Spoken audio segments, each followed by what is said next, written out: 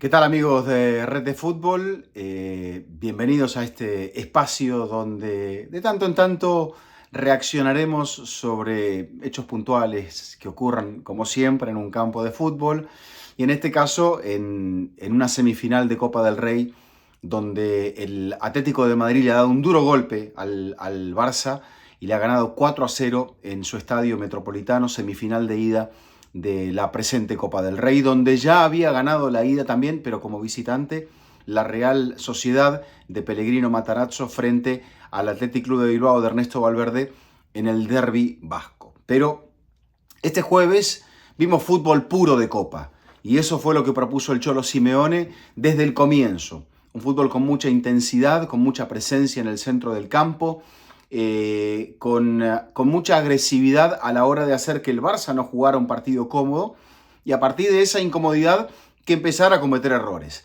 Primero, vamos a comenzar el análisis como debe ser, porque Jorge Valdano decía que siempre en las previas hablábamos de un montón de cosas que podían pasar y que muchas veces terminaban no sucediendo.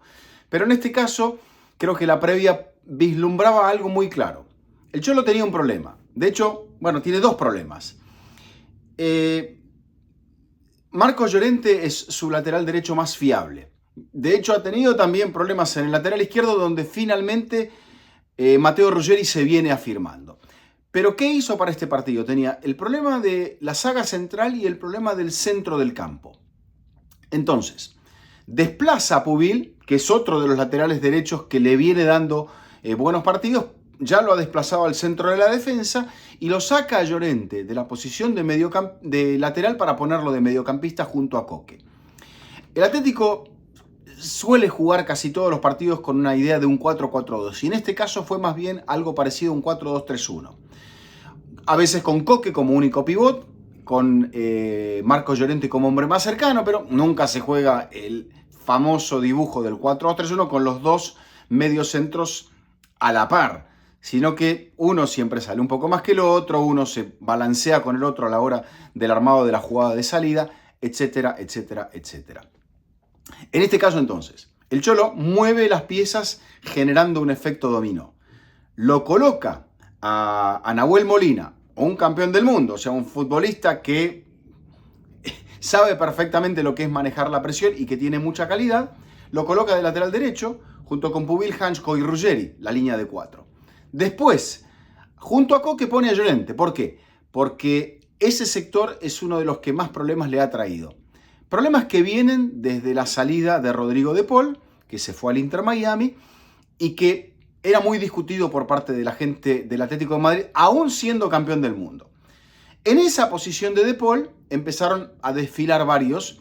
Pablo Barrios es el que más se ha acercado al ideal de lo que quiere Simeone, pero Pablo Barrios está lesionado.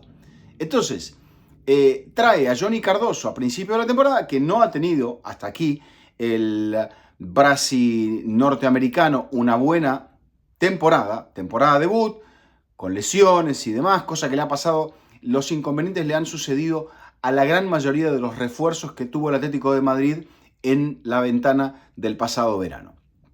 Acá las cosas se torcieron. En la temporada pasada los refuerzos cayeron de pie, como fue el caso de Julián Álvarez, y en esta la mano no vino tan bien.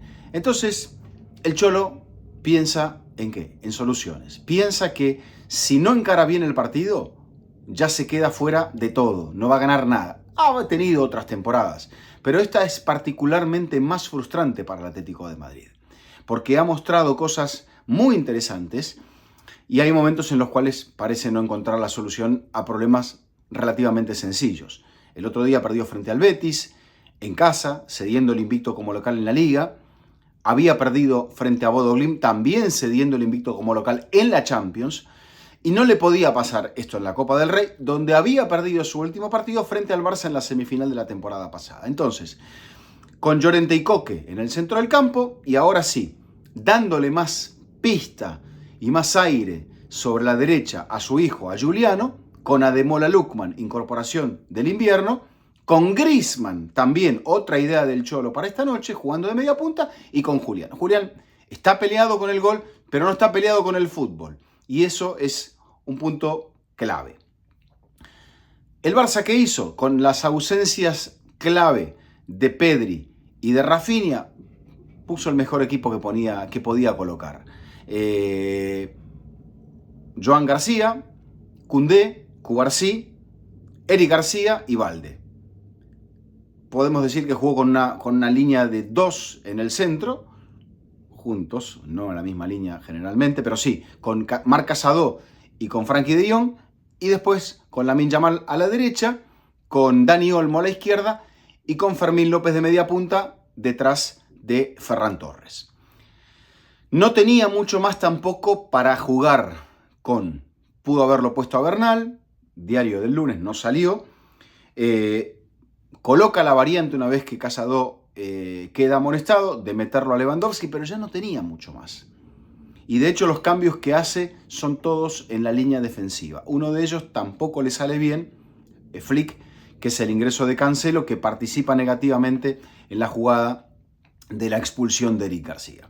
Pero en el error de Eric García sobre Joan García, al enviar el balón en una línea de pase con el arco detrás, donde hay un error de control claro de parte del arquero, pero es un error compartido. Ese error a los 7 minutos hizo que el Atlético comenzara el partido con el pie derecho, que ya había comenzado con el pie derecho, con mucha agresividad en cada uno de los duelos. Si lo perdían, falta, pero no una falta de amarilla. Martínez Munuera creo que aplicó un reglamento bastante flexible que en esos primeros minutos favoreció esa idea de juego del Barça, sin cometer nunca un error. Y después, bajo esa misma postura, en un error del Barça, al sacar un córner por parte de Olmo, Musso de noche brillante, habilita a Lookman, la pelota circula por todo el frente del ataque, hasta que aparece Griezmann conectado por Nahuel Molina para marcar el 2-0. 14 minutos de juego. Un calco casi de lo que fue el inicio de la semifinal de la temporada pasada en Montjuic, donde el Atlético levanta el pie, el Barça levanta el nivel de juego y se termina dando un partido que pasa del 0-2 al 4-2 para terminar en el 4-4. Bueno, aquí el Atlético no levanta el pie. Lookman llega a los 33 a marcar el segundo. Y antes del cierre del primer tiempo, muy favorable, salvo un pelotazo al travesaño de Fermín López, llega el gol de Julián Álvarez, que Julián habilita en la acción del tercero a Ademola Lookman y finalmente encuentra la jugada del 4-0, con lo cual se saca un enorme peso de encima porque el Araña venía peleado con el gol y claramente esto le estaba afectando su confianza, como me decía Martín Einstein, que se lo vio a Julián preocupado, incluso después del partido, como que esa cara de saber que hizo uno, pero que debió haber hecho 2 o quizá 3. Pero fue una noche redonda para el Atlético, que en el segundo tiempo no levantó el pie hasta el momento en el cual el Barça reacciona. Hay una serie de factores. Se ve un Atlético como que sale en el segundo tiempo a jugar con la intención de modificar. Y hago el 5, la mano llena, porque en lugar de pensar en el quinto, piensan colocar a Juliano de carrilero, a veces a marcar a nadie. Y esto no le favorecía en su postura de juego al Atlético de Madrid, porque a veces Valde recién pasaba la línea de la mitad de la cancha y Juliano ya estaba jugando afuera de Nahuel Molina, con Nahuel sin un futbolista a quien marcar, y esta acumulación de jugadores cerca del área al Atlético de Madrid no le hace bien. Se da la circunstancia de que hay 7 minutos de revisión, ahora explico por qué, en la jugada del tanto anulado, en el 52, a ese supuesto gol de Cubarsí. Cuando se produce la acción, que es un tiro libre hacia la media luna del área, remate que se desvía, hace la pelota como un pinball y termina cayendo, después de tocar en Lewandowski, en Cubarsí, que la empuja a la red. Se va al medio, parece que cuando parte la pelota de Fermín no hay problema con Lewandowski, y en un momento parece que la línea de la pelota siempre habilita a Cubarsí, porque nos quedamos con la sensación óptica de que había pegado en uno de los pies de Lewandowski, no en el que pensábamos que había pegado, pero no aparecía la reiteración concluyente. Y ahí es donde falló el semiautomático, comete un error, mea culpa. porque tienen que recurrir a las líneas. Y yo digo, ¿será que en la Copa no hay semiautomático? Sí. El semiautomático, después lo explicó el CTA, el Comité Técnico de Árbitros, colocaba el video del gol para trazar para que la máquina determinara la posición del último en tocarla, que era el autor del gol, Cubarsí. Y la máquina daba error. ¿Por qué? Porque había demasiados rebotes, demasiadas piernas, no podía leer la jugada y pasaban los minutos. La cargaban una vez, la cargaban 2 veces y no había solución. Hasta que tuvieron que recurrir a las líneas, pasaron 7 minutos hasta que el partido se reanudó y el Barça, que podía cambiar el resultado del 4-0 al 4-1, se vio otra vez con el 4-0. En algún momento del segundo tiempo también Nelson Vivas le indica al Cholo, vamos para adelante.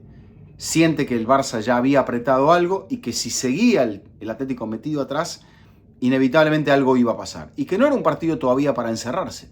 Es más, la sensación que quedó al final es que el Atlético pudo haber conseguido un quinto tanto. Entonces, cuando el Atlético recupera la forma, el Barça sigue con un partido con errores, como el que ya marcaba el pase de Cancelo hacia Eric García, que dibuja una patada en el aire muy fuerte, que no le da destino a la pelota, sino que le pega a la pierna del jugador del Atlético de Madrid, y esto, que era Baena, genera la expulsión tras la revisión en el VAR de la jugada, que es un hecho correcto por parte del videoarbitraje.